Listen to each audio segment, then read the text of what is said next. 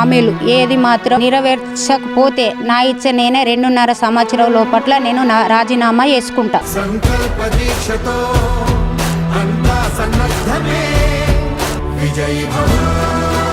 2.5 సంవత్సరాల లోపు 13 హామీలు అనేవి నెరవేర్చకపోయినట్లయితే స్వచ్ఛందంగా రాజీనామా చేస్తానని ఎప్పుడైతే అందో దానికి నేను నా సంపూర్ణ మద్దతు అనేది తెలియజేయడం జరిగింది. విజయ్ భవ విజయ్ భవ. సో తెలంగాణ రాష్ట్ర వ్యాప్తంగా అన్ని గ్రామాల్లో గ్రామ పంచాయతీ ఎన్నికల సందడి నెలకొంది. సో ఎక్కడ చూసినా కూడా అభ్యర్థులంతా ప్రచారంలో ముందుకు దూసుకెళ్తున్నారు. సో గెలిపే లక్ష్యంగా పనిచేస్తున్నారని చెప్పొచ్చు.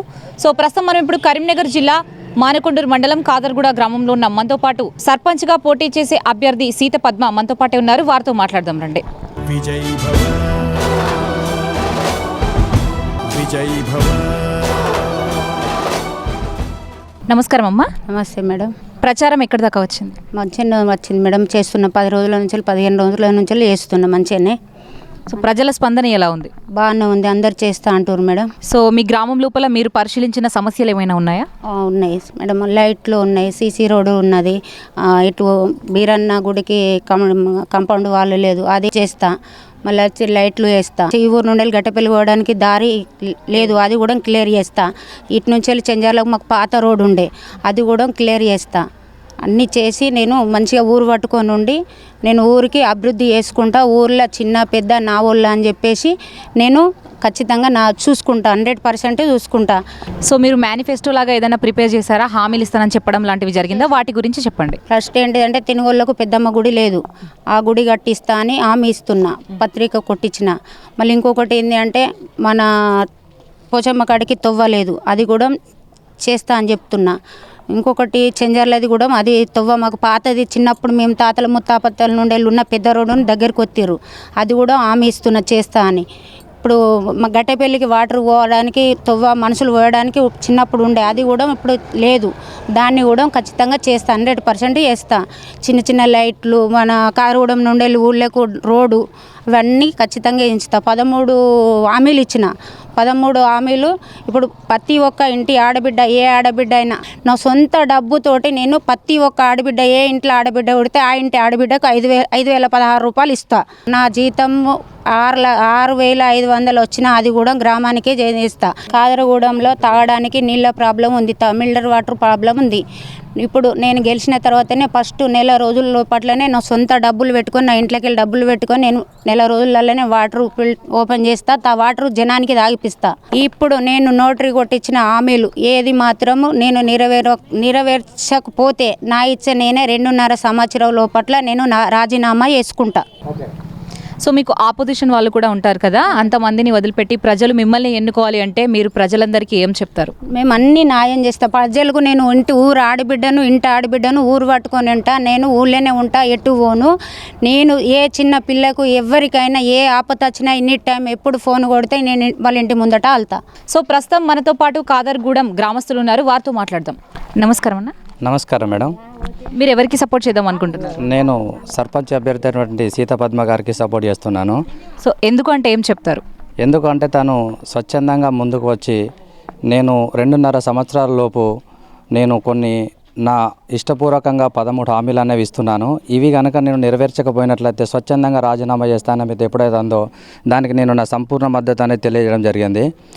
ముఖ్యంగా తనకు వచ్చేటువంటి ఒకవేళ సర్పంచ్గా గెలిచిన తర్వాత 6,500 రూపాయలు అనేది పూర్తిగా గ్రామ పంచాయతీ నిధులకే తను ఖర్చు చేస్తానని చెప్తుంది.